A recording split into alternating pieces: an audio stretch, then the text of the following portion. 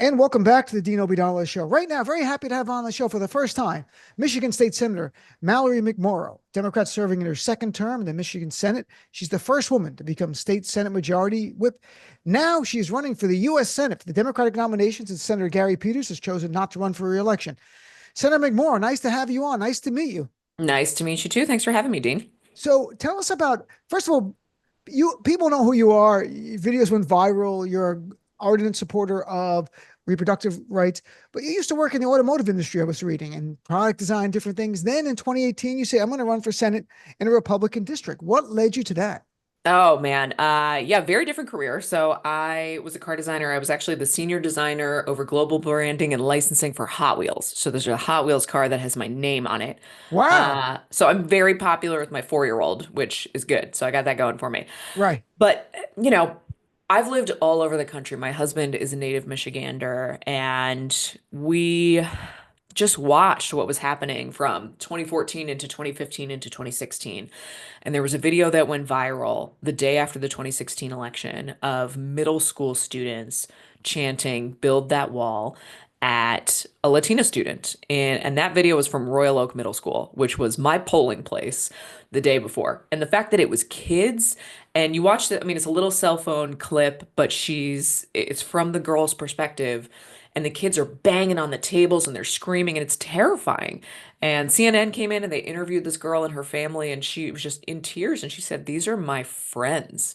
It's not like these are strangers," and that they Right. learned it's okay. And I don't know, something about that ugliness breaking through to kids broke something inside me. So I Googled how to run for office, and I'll cut to the chase. It worked out. But yeah, we took on a Republican incumbent who won by 16 points the cycle before. Local Democratic Party leaders, when I told them that I was going to put my name on the ballot, told me, "That's cute. You're going to get destroyed, but you can build your name recognition and run for something smaller next time." Right. So we pulled off a really huge upset with more than 500 volunteers, retired teachers, high school kids, grandparents. I mean, everybody came out for this thing, and I became a state senator. So are there lessons from that? I know it was a few years ago, the going forward and how you flip a Republican district and win it. So the central question that I got, it was in Oakland County District. It was actually Mitt Romney's hometown where I was Hmm. running. So home of moderate, sane Republicans. But more than anything else, when I knocked on a door, people would look at me and say, "You remind me a lot of my daughter who Hmm. left and went to Chicago or New York or Denver, wherever. Why are you in Michigan, and what can we do to bring my kids back?" So that became the umbrella for every issue that I ran on, things that I focus on creating career opportunities, keeping young people here, gun violence prevention. And it was just really, it's a universal value that I think sometimes our party, it's a little too academic and we're too in the weeds on every individual group of people has to have their individual policy that appeals to them. What's the value? What's the vision? And I think moving forward, that has to be something that we take into this US Senate race, and hopefully for my party moving forward is, what is our counter to make America great again? Because in a state like Michigan, where 5 of the top 10 metro regions in the entire country for median household income, we're in Michigan. We were the wealthiest, most prosperous state in the country. That's a compelling idea that if we could just go back to a time when we were doing well, we have to have a counter. We have to have a vision. And without it, I think we'll constantly be on our heels. So what would that vision be? For me in this campaign, this is a vision for a new American dream. We are Hmm. very intentionally acknowledging we can't go backwards, we can't make America great again, but we also are not trying to go back to the way things were before Donald Trump, because for way too many people, the status quo did not work. I am a millennial. I graduated right into the recession. I applied to 300 something jobs before I got my foot in the door at Mattel. I lived in the back of my car for a few nights. I didn't have any health insurance. And I talked to so many people across this state who say, "I've done everything right and I'm still getting screwed." And that has to be what we're laying out. So this new American dream is about three things: Success, safety, and sanity. Success meaning that if you work hard, you do everything right, you should be able to afford the house that you want in the neighborhood that you want to live in. You're going to have great schools. You're going to have a career opportunity that you want that gives you more than enough money to pay the bills, save for retirement, even, yes, go on vacation. Let's start to dream a little bit bigger than just putting food on the Right. table. Safety, that you should feel safe in your own communities. And that's not just about crime. We should, of course, bring crime down, but that's about fundamental civil rights, that you should not be attacked because of who you are, how you look, how you identify, and that you should be free from gun violence. That has been a huge issue of mine. That I have had success on here in the state at a moment when the federal government hasn't been able to take action. And then finally, sanity. I don't think I need to go too far into why that's important right now, but this, you can't be taking a chainsaw to the government and slashing and burning through the Department of Education, the VA, slashing Medicare and Medicaid. I think what Donald Trump got right was people's frustration, but what people are seeing now, this is not the answer. But government has to actually work. It has to deliver on the things that it says it's going to do. So if you're going to do things like spend billions of taxpayer dollars on, let's say, a nationwide network of EV chargers, you better damn well see those EV chargers. Otherwise, people are not going to believe the government actually can do big things and can work. And I'm chatting with Michigan State Senator Mallory McMorrow is running for the Democratic nomination for U.S. Senate in the beautiful state of Michigan. I like Michigan. I've been there many times. I've spoken and performed at the University of Michigan many times in the past. So how does government play a role? Like in your view, obviously, you'd be one member of the Senate. You got to get the House to agree. You have to have a Democratic president. But what do you tell people so they can dream of the new American dream? How does the government play that role? So it is about building power and laying out a vision. I think without a strong story, people need to know where we're going before we figure out how to get there. And I have a Okay. track record in Michigan of being able to tell that story in a really effective way. I was elected in 2018 by flipping the Republican district, but I came in to serve in the minority. And in my first 4 years, Democrats got nothing done. The Republicans had controlled the state Senate since 1984. And I woke up one morning and found out that one of my colleagues accused me of being a groomer and wanting to Mhm. sexualize kindergartners, which is a normal day at work, I suppose, in Trump's America. But I gave a speech that went crazy viral. And I leveraged that spotlight and that moment. I built a PAC and I raised millions of dollars into that PAC to support other state Senate candidates. So I supported a dozen state Senate candidates around the state and helped us flip control of the Senate for the first time in my lifetime. And then we used that power. I'd get people who ask me, why didn't Democrats codify Roe on the federal level when they had all the power? Why didn't they do it? They always campaign on it. They didn't do it. Mhm. In the state of Michigan, we did. When we took power, when we had a Democratic trifecta, we used it. We repealed the 1931 abortion ban. We banned child marriage, which, by the way, was legal until just a couple of years ago. And there were 5 of my Republican colleagues who spoke out against repealing that, which is a whole story for another time. But we repealed the seniors pension tax. We expand the earned income tax credit. We have universal free breakfast and lunch in schools. We passed Michigan's red flag law, my first bill ever signed into law. We're on the path to universal pre-K. So I think we show on the state level, this is what it looks like for Democrats to actually have a spine. But then when you get power, to use it to do the things that you tell people you're going to do. And that's what I hope to bring into the federal level, which is treating everybody not just like a number, not just another voter or another donor, but you are a part of the team. Here's what I'm running on. Here's my vision. Here's what's standing in the way. And here's the path for how we're going to get there. And I think I've built up that trust with people where I have the track record to back it up. And we need more of that in Washington. And I agree. And I'm having a track record in the state Senate. It does give it a lot of credibility. It's not empty promises about here's my vision, here's things that we've done. And you told the Associated Press, I've been so frustrated seeing really a lack of plan and a lack of response coming from our current leadership. And you had noted in another a video that the same people in DC who got us into this mess are not going to be the ones that are getting us out of it. That's right. I think those lines really resonate with many in the Democratic base, which I get the privilege to talk to every night on my show. And they call in, and I would go on cable news and they go, what's this fight between progressives and moderates? I go, you're missing it. You've made up a fight. That's not the fight. It's between fighters and those who want to surrender or common ground or don't have the backbone you need. So what do you want to see from Democratic leadership?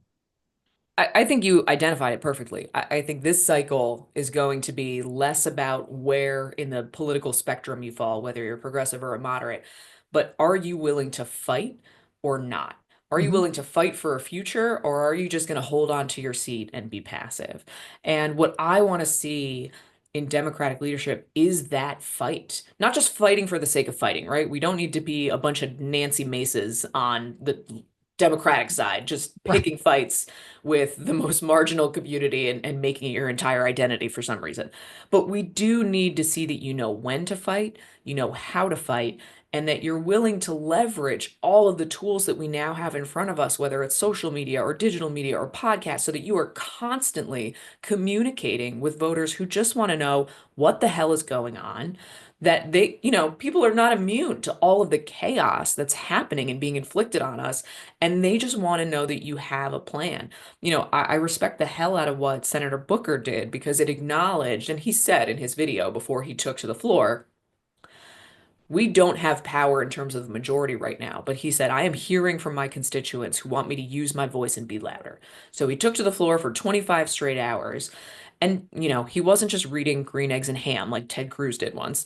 It Yep. was 1,600 pages of thoughtful, details about the Constitution, about the rule of law, about what Trump is doing, but also constituent stories, uplifting the voices of people in his state about how they were hurting and what they needed. And that's what I want to see more of. It's not just saying, well, we don't have power, but their polling numbers are coming down and we'll just get them in the midterms as if people have to wait. Like, I am tired of Democrats who go out there and say, this is the most important election of our lifetimes, which implies that if you just vote hard enough, everything is going to be fixed. And if you don't, everything is going to be ruined. That's not how it works. Be Mhm. honest with people, level with people, tell them what you can do and what you can't do, and what you're going to try to do so that they come with you. Like, I am having town halls now where hundreds and hundreds of people are coming out and they are not just demanding to know what I'm going to do, they want to know what they can do. So we need leaders who meet them where they are and are going to give people real, tangible ways to be a part of the solution. And when you're having these town halls, what are the common issues that you're hearing from voters about their concerns? I mean, people are scared more than anything else. This sense of just anxiety and frankly embarrassment that this is the United States of America is what comes across loud and clear. We had at one of my town halls in Birmingham, Michigan, which is one of the wealthiest cities in the state and, a fairly well-to-do area generally. Three of the 100 people who were in attendance were federal workers who had either already been laid off or knew they were about to be laid off. And we had one woman who, she was so scared of retribution that she didn't even want to share which department or agency she worked for. But she said, look, I make 75% of my family's income.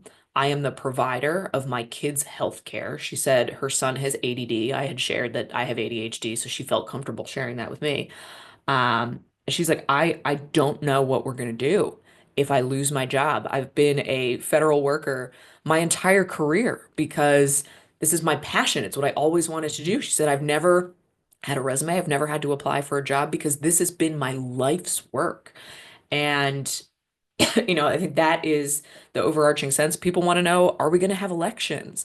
How do we fight back against Elon Musk and Doge? And I had somebody ask me if it was even safe for them to file their tax returns because they were worried that their sensitive information was going to be released. And we all know, when there's a data breach, how hard it is to get control of your information in your bank account. So just, it feels like there's a fire hose and people are responding to all of this horrible news that's coming out right now. One of the big things that people are worried about right now is the impacts to Medicaid in a state like Michigan. Um, 26% of the population is on Medicaid. But beyond that, I don't think a lot of people realize how integral Medicaid funding is to hospitals functioning, to your senior living facility. Your care center where your mom or grandma lives may Mhm. very well go out of business if Republicans get away with slashing Medicaid the way that they want to make their tax cuts work. So it's just a lot of fear and anxiety, but people want to know who they can call, who they can take a meeting with or send a letter to that's going to make a difference. I had one older woman who she didn't tell me outright, but I got a sense she had not traditionally voted for Democrats, but she came to my town hall and she Hmm. said that her grandson has epilepsy and that he is on a state program that she knows is federally funded, that he needs to survive. And that is the one thing she cares about is her grandson and making sure he survives. So that was her one concern was who does she need to call? Who needs to hear his story?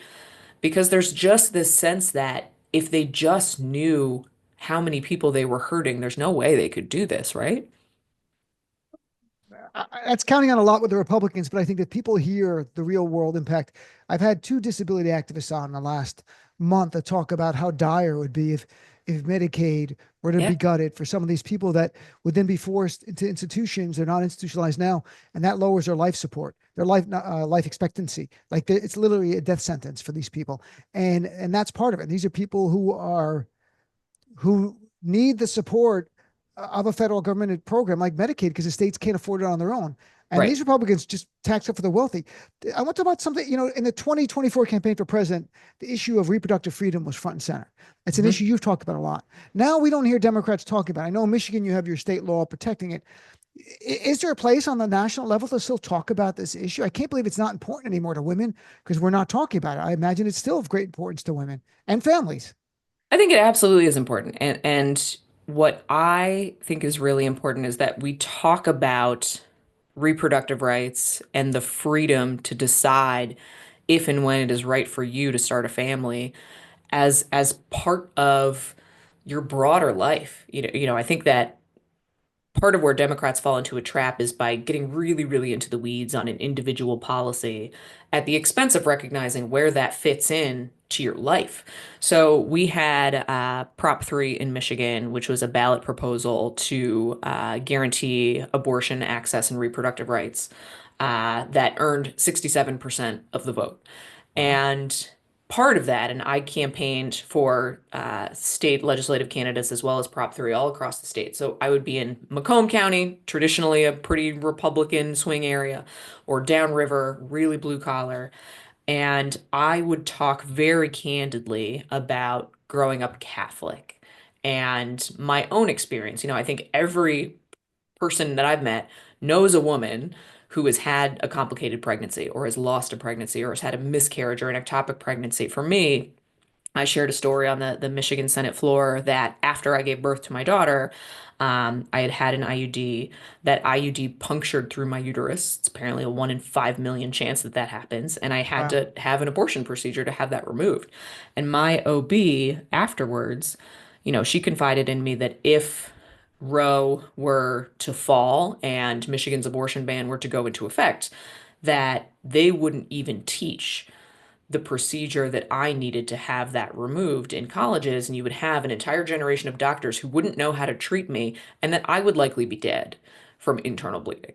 So I think just really talking about and humanizing issues in a way that people see that this should just be a part of your life, that it is up Right. to you to decide if and when to start a family. So I think absolutely yes, this is a fundamental part of what we should be talking about. But let's elevate it outside of just a poll tested messaging on is abortion important and talk about the freedom to make your own decisions about your own family and your body and your life in a way that is fundamental and values based. Certainly. And last thing, there's so many headlines about the economy. You're in Michigan. You've got automotive industry, you have tariffs that are good for some, bad for others. How is the economy in Michigan as you travel the state? What's going on there? So Michigan, as I mentioned kind of up top, in the 1980s, five of the top 10 metro regions for median household income were in Michigan. We were once a very prosperous state. Now, our median household income is dropped to be much closer to Mississippi than we were in our heyday. Our unemployment rate is ticking up again. And people are really concerned about not being able to afford to buy a house, not being able to afford to live the life they wanted. And, there was some cautious optimism when Trump initially announced the automotive tariffs, because there is a world where thoughtful trade policy could bring Mhm. a third or fourth shift back on one of our existing plants that maybe has been idled, bring people back to work. But then when he just took a sledgehammer to global trade policy and put blanket tariffs on just about every product from every country, not, completely misunderstanding the United States economy and not even considering the services that we export as part of our exports. It's devastating. It's devastating to the basic everyday costs for Michiganders. And because Michigan is so heavily tied to the auto industry, we stand to be hit harder than any state in the country. So, I think just like everything that Trump does, there is a world where some version of the idea is maybe a good thing, but you can't just go in with an approach of ready, fire, aim. Like, I'm just going to announce it and see what happens, because people can't afford that. These are people's lives that you're playing with. It's not a game. Yes, we have the worst version of Trump in the multiverse. There might be Yeah. a good version of Trump in the multiverse who's actually thoughtful and understands policy. We got the very worst. Like, it's just awful. And you mentioned Trump with a sledgehammer, and Elon Musk has got a chainsaw. This is just a recipe for insanity. So, last thing, Senator, where can people find out more about your campaign if they live in Michigan or elsewhere? They want to volunteer, donate. Where can they go? Please head to mcmorrowformichigan.com. Michigan is very likely going to be one of the most expensive races in the entire country for the Senate. Yes. Michigan is an important battleground state. I also hope that for our party, that this can be a campaign where we write a new blueprint that our party can learn from, about how to compete and win with a positive message that imagines what life is going to be like after Trump, because we're going to have to build something new in the rubble that's left behind, and Michigan's a place to do it. Great. Well, Senator McMorrow, great meeting you. I look forward to chatting with you as we continue on the path with the primary, and have a great day, my friend.